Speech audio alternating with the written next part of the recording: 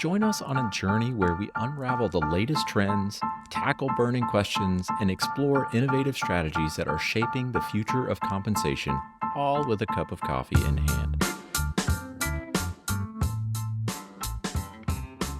Okay, welcome everybody to Comp and Coffee. I'm Ruth Thomas, your Comp and Coffee podcast custodian. It is summer season, and I know hopefully many of you are enjoying downtime with family and friends and some sunshine, and hopefully also some time to read. So we thought it would be a good time of year to do an episode discussing some of our favourite books. So that's what we're going to do today. So whether you're lounging by the pool, hiking in the mountains, or just relaxing at home, we've got some great book recommendations for you to keep you company. And to help me with this discussion today, I have Jen Ferris, Principal Solutions Consultant at Payscale. I'll let Jen introduce herself in a moment. Welcome, Jen. And Liz Sheffield, my partner in crime on the podcast, who is Manager of Content Marketing and also helps to produce the podcast. So welcome, Liz. Welcome, Liz. Okay, so without further ado, Jen, as you haven't been on the podcast before, do you want to introduce yourself, tell folks about what you do at Payscale, and then maybe how your summer's shaping up so far? Yeah, absolutely. Thanks, Ruth.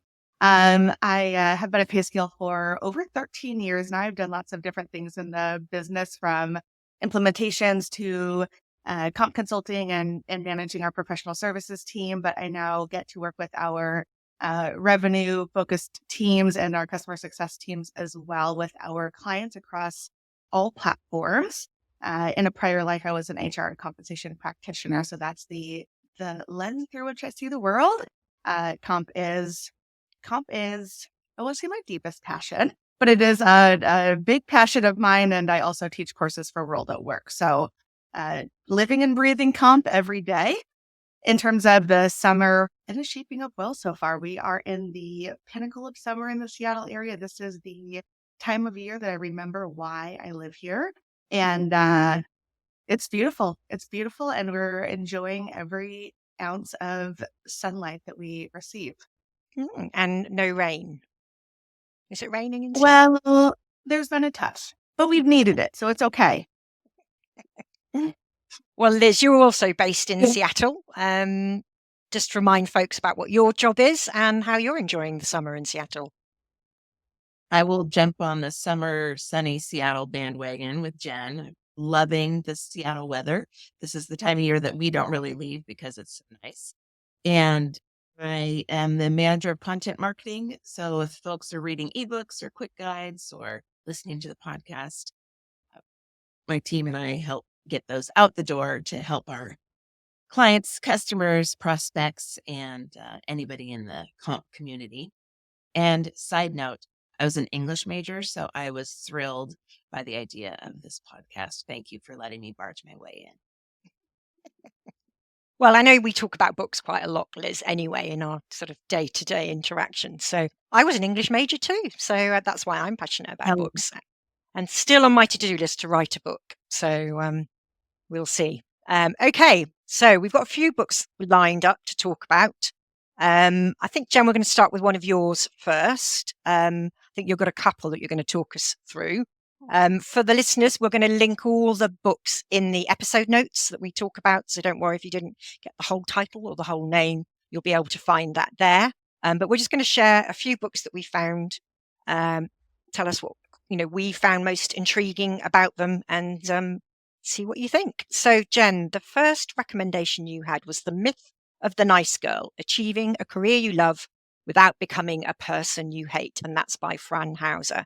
So I was intrigued by the title and why you choose it, especially because I always think of you as a nice girl or a smiley girl.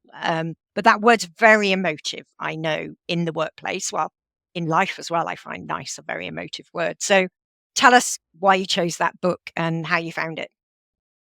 Yeah, that title, Ruth, caught my eye because in the past I have gotten feedback when I was younger in my career about being too nice and being too smiley, frankly, and using too many exclamation points and things like that. And so the title caught my eye, and as I dug into the book, Hauser really talks about as women, we're taught that we must choose between being nice and being strong leaders. And she challenges that idea. She talks about how those two things truly aren't mutually exclusive and that you can, and you really should use your niceness as a strength, right? Bringing your authentic self to work while maintaining your boundaries and your assertiveness, and that those things can be done in conjunction with each other.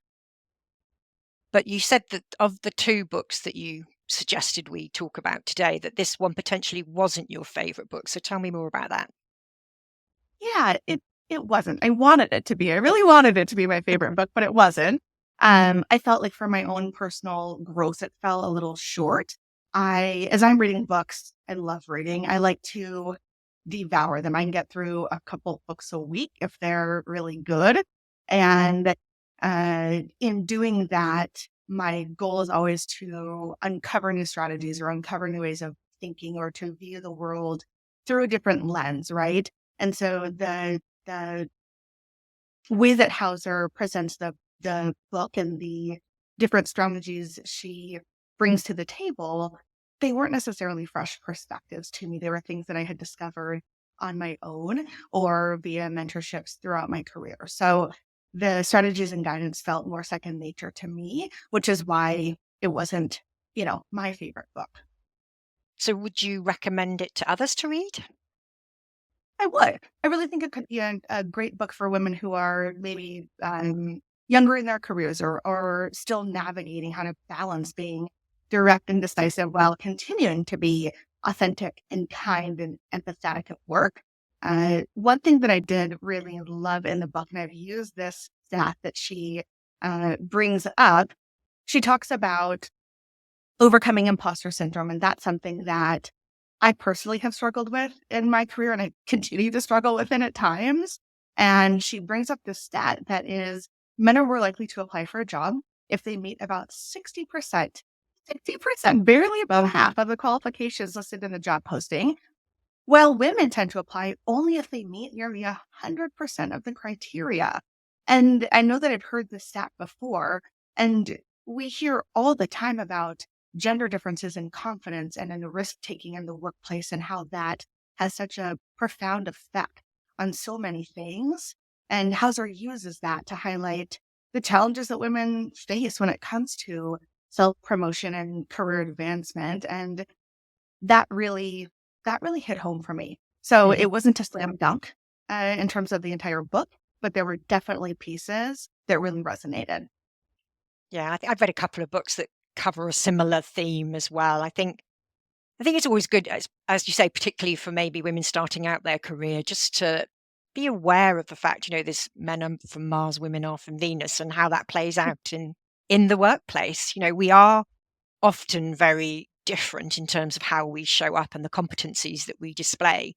And I think becoming comfortable, it's almost the opposite of the old lean in mentality, where women had to be like men kind of thing. It's like we should be able to be like women and celebrate the competencies that we have that we naturally bring to the table, and and also have very meaningful place in the workplace. So, but it sounds interesting. So, you ever been accused of being too nice, Liz?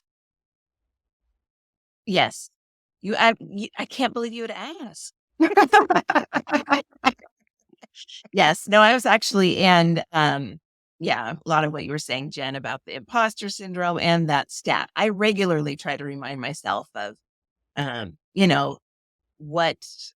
always felt like, okay, I have to be 110% before I try something or say that I can do something. And that stat just even, it's not related to work. It's just to remember that we can jump in with not having everything up. So.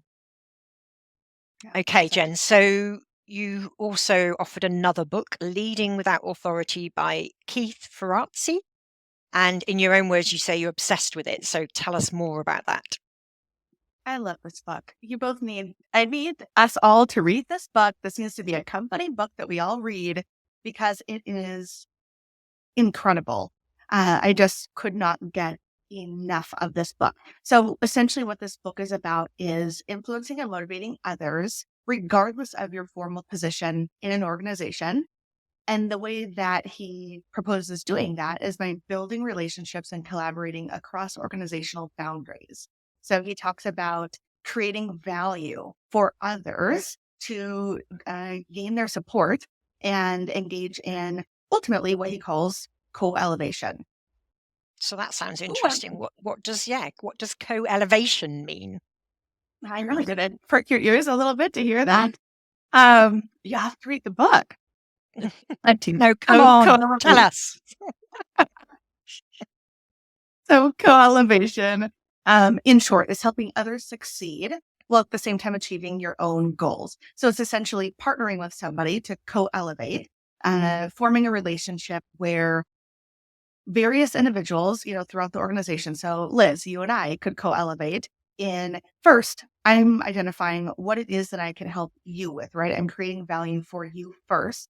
And I'm being straightforward and upfront with you about what I'm looking to gain out of the relationship as well. So by addressing your needs and goals and offering my needs and goals, and then demonstrating how we can mutually benefit from a co-elevation relationship, from collaborating together, that's where the magic happens. And doing this cross-organizationally, right, cross-departmentally, can be incredibly powerful when people who are not in leadership positions traditionally feel empowered to do this, because those are the people who also can get work done, right? That's work happens not just here, but everywhere. It should be happening at all layers of an organization.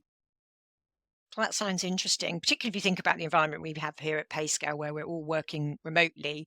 And I know we've been working very hard for the last 12 months or so in terms of breaking down silos between functions in order to kind of like get stuff done. So that sounds like a great approach. But how is Ferrazzi's approach to leadership different from, say, traditional, more hierarchical models? Yeah, so it really talks about influence versus positional power. And he does, he's not just focused on individual contributor level folks. In the book, he gives example of coaching that he has done for leadership teams and for different directors of very well-known organizations or VPs of well-known organizations. So he's not just honing in on the IC level. He's just saying that your title doesn't matter, right? It's the influence that you have over people that is where leadership is driven from. Horizontal relationships rather than, again, that vertical chain of command. He focuses on proactive problem solving at all levels of the organization.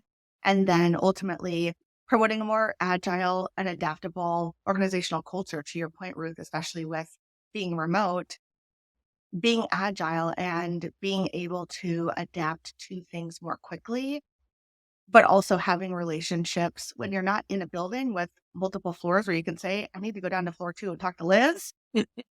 You still need to have these relationships, and they're incredibly important to drive, the ultimate organizational goals. Mm-hmm. So how would that show up practically in terms of like building and maintaining networks within an organization? How would that happen underneath the Ferrazzi model? Yeah, he gives a lot of good tips, regularly reaching out to colleagues across different departments, setting up check-ins. I think that one of the things he mentions is a gentleman that he worked with who has a list. And it's not an inauthentic thing to make it a practice to have a list of people that you are constantly reaching out to on a regular cadence, right? That can feel inauthentic to be checking a box. Mm-hmm.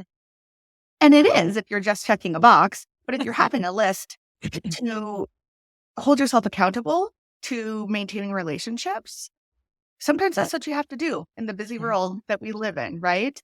Offering help and support without expecting immediate return. So he talks about building value for others before you even expect them to help you. And that sort of ties back as well to the Nice Girl book, right? It's bringing your authentic, helpful, kind, caring, genuine self to work and leaning into that, using that as a strength. Great. Yeah, go ahead, Ruth.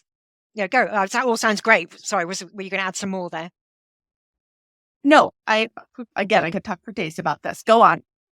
I was going to say, it sounds a lot like I see you showing up in the workplace already, though, because I know you're very good at networking across the organization, and that offering help and support is something that I've seen you do a lot of the time. But yeah, some interesting thoughts there. What was your big takeaway? Like, what did it make you go, right, I'm going to go and do that in the workplace now? So I think it's doing it in an intentional way. So I think that I am naturally good at making relationships and being a helper and reaching out and trying to do what I can for many people. But that often, and I know this about myself, leads to overextension, right? It can't be everything for everyone all the time. And so for me, it's about prioritization and figuring out where it makes sense and how to intentionally do it in a way that makes the most impact for our organization, right? Where can I lean in the most to help Payscale make the greatest leaps? mhm, sounds great. I'm intrigued. I'm definitely intrigued by the book. What about you, Liz? I am as well, Ruth. And I love kind of the combination of these two books that you've read, Jen. That's sort of they toss back and forth together. I like what you were saying of the nice girl. That's, yes, we can be that, and then still this other approach to how to be showing up authentically and help. Yeah, there were some really nice tie-ins. There was some unexpected overlap between the two books, definitely. Well, thanks for sharing your thoughts on those two. Right, Liz, it's your turn now. One of the books that you chose was Daily Practices of Inclusive Leaders, a guide to building a culture of belonging. And it was published by Eddie Pate, are we going to say Pate? Yeah, And it's Eddie Jonathan Pate. Stutz. So can you tell us what attracted you to this book, first of all? Yeah, in a prior life, I facilitated a diversity workshop once a quarter. So it's a professional and personal interest of mine. And I also worked with Eddie Pate while I was at Starbucks. And my husband, back in the day, took a course at the University of Washington from Dr. Pate. So he actually was the first that was like, oh my goodness, Liz, Eddie books. So we were excited to get this on our bookshelves, and it just really, it delivered in terms of those daily practices and how to show up as a leader supporting DE&I. So can you give us a synopsis of the main themes? Yeah, so it's divided into two sections, and the first is really around sort of foundations of inclusive leadership. There's they approach it in terms of daily wisdom, daily courage, and daily heart. Look at that, we're talking about heart again. This is like showing up with an open heart. And then they have competencies, 7 that they've outlined related to being an inclusive leader.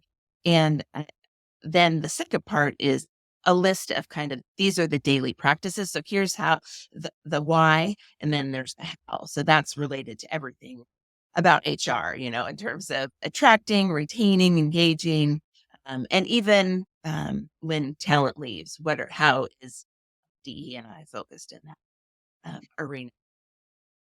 And were there any key recommendations that resonated with you? Well, yes. So I have one for a story. I have to share this story because it really stuck with me. Cultural competence, like we think that's just kind of basic, maybe in terms of DE&I, but it's so easy to miss. And they were both Microsoft for a time, and they share an experience where Microsoft was releasing a competitive iPod product way back when, and they named it Zune. It's kind of catchy name. Lo and behold, Zune is a word in Hebrew that is like a swear word. So I think like they did a nice job of weaving in their experience to illustrate this. This really does matter. It's just a nice to have. This is something for people that only are looking at business impact. This has business impact. It's not only the right thing to do. Key recommendations. See, I'm like Jen, I'm like you on this other book. I could talk about this book for days. I'm going to try to keep it brief. Two things that I loved and will take away is they just continuously referred to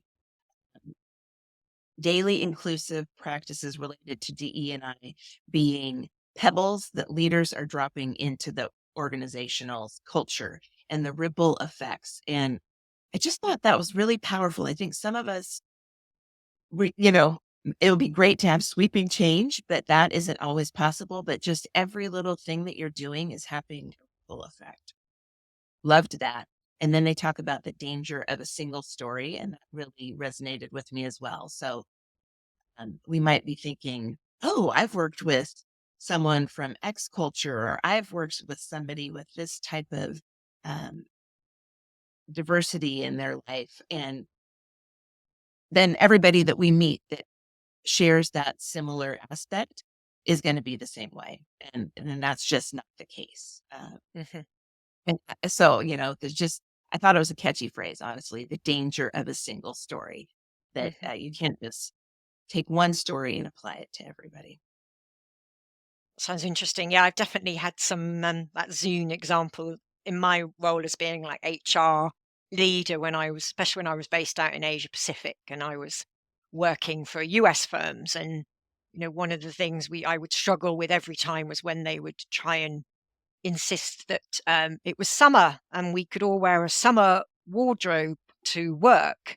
And I had to try and explain that clearly summer wasn't at the same time in all parts of the world. And, it was like basic things like that were quite a challenge sometimes to get people to understand like cultural references and the cultural diversity. So now you were mentioning the acronym because there's a few acronyms around for DE&I. So we talk about DE&I. Sometimes we talk about DEI and B. So diversity, equity, inclusion, diversity, equity, inclusion, and belonging.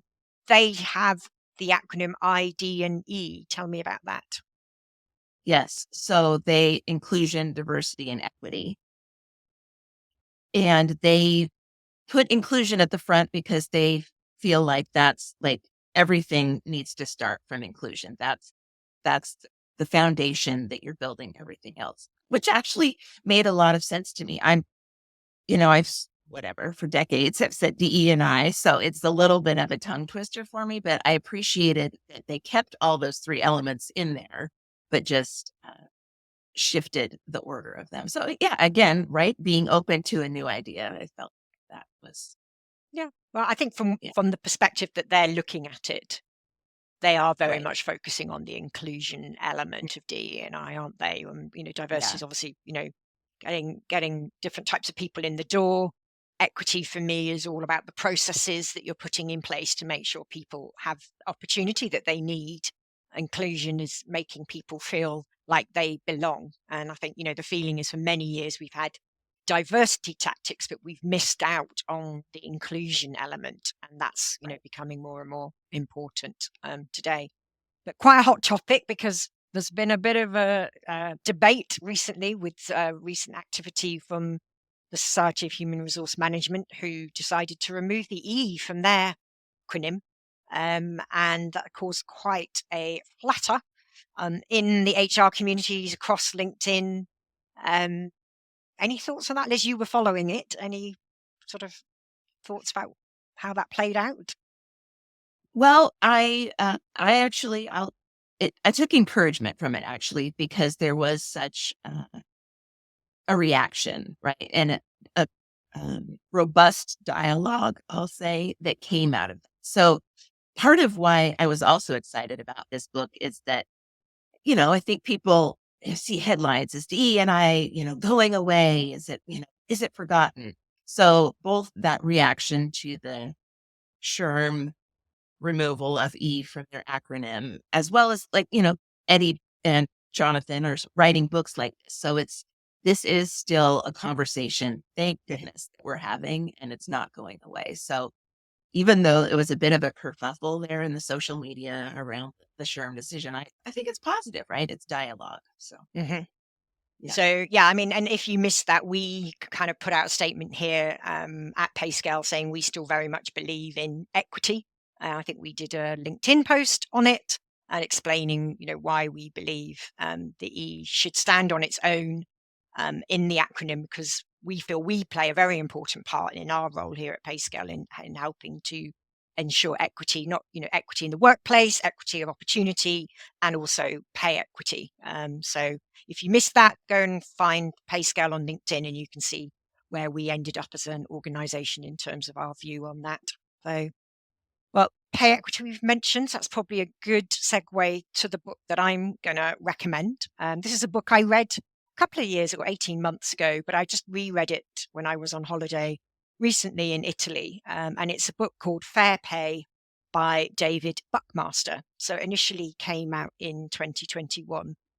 Probably not a surprise for the listeners that I chose a book on fair pay. Obviously, pay equity, fair pay is my hot topic and favourite topic. And we've had quite a few thought leaders bring out books on the whole subject matter of pay equity, but this one I really loved. And if you are looking for the one book to read on fair pay, I would definitely recommend this book. So David Buckmaster, interesting you mentioned Starbucks, Liz.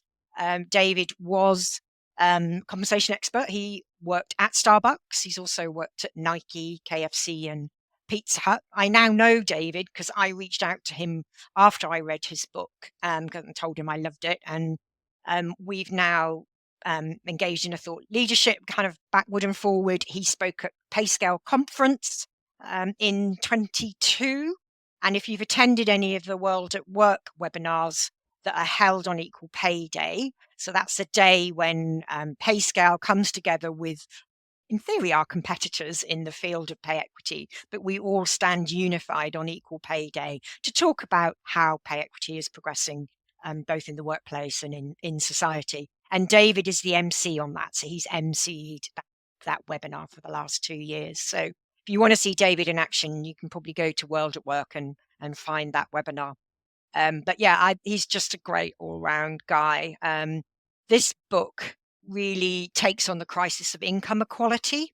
I think at the time when it came out, 21, we were just post-COVID. There'd been obviously a lot of income disruption happening at that time, a lot of noise, particularly in Seattle or Starbucks area around minimum wages.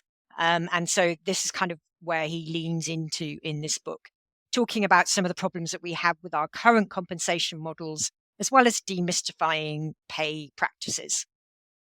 So I think as a book, if you read the front cover, it's got quite ambitious goals. It says how to get a raise, how to close the wage gap, and how to build a stronger business. So it's quite a lot he's trying to do in one book. But I think it does reflect how pay equity is an individual personal issue, a societal issue, and a business issue. And he manages to cover all of that off. And it's not really just a book for HR or comp or people like us who are interested in pay. I would think if you're a business leader and you want to really get a handle on why fair pay and pay equity is important, I would recommend that you read this book. And then even as an individual, if you're wanting to understand how pay is set within your organization and how to negotiate, your own pay, then reading this book is a must. Because he leans into covering lots of different things, including how companies build their pay structures. He does a whole explanation of the technicalities of how we measure pay equity from the controlled and uncontrolled pay gaps, and covers issues around minimum wage increases that I mentioned, even pay for gig workers, because he starts to think about the future of work and how fair pay might look. So I just love the whole tone of his book. It was written with a very humorous, personal narrative style, and gave lots of great real life examples so you could easily relate. So you definitely don't need to be a comp person. I think why it resonated with me the most is there's one quote I wanted to read out, and it's Traditionally, people in jobs like mine have understood their role to be trackers of the market trends. We pay less attention on how we can influence the trajectory of the marketplace itself. And that really resonated with me because if you've heard me speak before, you'll know that I am very passionate about the responsibility we have at Payscale in terms of what we do. So we collect thousands, millions of points of market data. But we have a responsibility in, sharing that market data and making sure people understand how to achieve fair pay through using our data. I also think that we have a responsibility in terms of understanding that the market data itself is biased because it reflects pay within organizations. And what we're trying to do here at Payscale is help organizations achieve fair pay. So ultimately, the market data that we're processing will be fairer pay as well. So I think that was the real moment where I was like, yeah, we're talking the same language here, David. So that was why I was passionate about this book. But I know a lot of people struggle with the term fair pay. A lot of people don't like the term fair pay.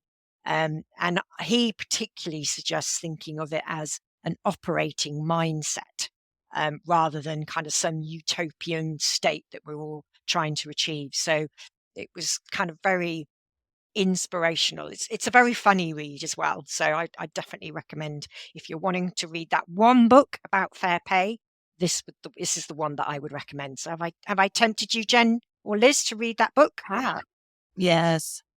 yes. Your work is done. I Okay. love it. Like he took on a lot, as you said, from Mhm. looking at those three perspectives and then doing so in an engaging way, right? Like a lot of people maybe say, oh, compensation, what a boring topic. I mean, that's not what we say, but Mhm. yeah, exciting that he's managed to convey the excitement. Yeah, I think recognizing that pay is a very personal issue for many people, and particularly, for certain segments of employee populations, pay is, really um, can drive their lifestyle and not just like lifestyle in the cutesy way of lifestyle. It can, whether they're managing to feed their children and Right. but kind of take care of their families and things like that. So yeah, it was really heartfelt read. Back to heart again. There's a lot of heartfelt stuff going on here today. Great. Well, thank you all for joining me, Liz and Jen. Have you got anything else on your reading list next? Doesn't need to be workbook or fiction book. And what's on your next list, Jen? Yeah.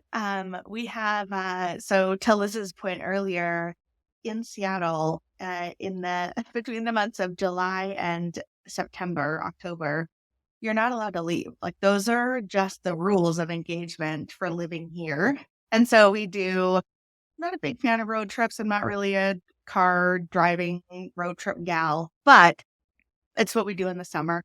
And so with the kids, I've been trying to, I have a 7-year-old and a 9-year-old, and I like to learn when I read, right? Like sometimes I do like to turn off my brain and just dive into a romance or a mystery or a thriller or something. But I have found historical fiction books for children. For any parents out there, you guys, the I Survived series. We listened on the way home last night from Eastern Washington. I survived the Battle of Gettysburg through the eyes of a slave. It was amazing. It was a great read. And so I have a lot of these audiobooks downloaded. I survived audiobooks. And for myself, becoming Madam Secretary is on my list, another sort of historical fiction about Frances Perkins, a woman who served in President Franklin Roosevelt's cabinet during the Great Depression. So that one looks fantastic, and I will report back. Great. And what about you, Liz? What's on your bedside table? I just read a book called The 7-Year Slip, which was a little bit of time travel. Somebody's going back and forth between 7 years prior and current day. Very good. And I'm also reading a book by Claire Pooley. I think she's over on your side of the pond, Ruth. And I can't remember. It's a good, it's about commuting. So people, it's Yeah, it's really good. These are, after having read a lot as an English major, I am one who I totally read for fun these days. And these books are really, Yeah.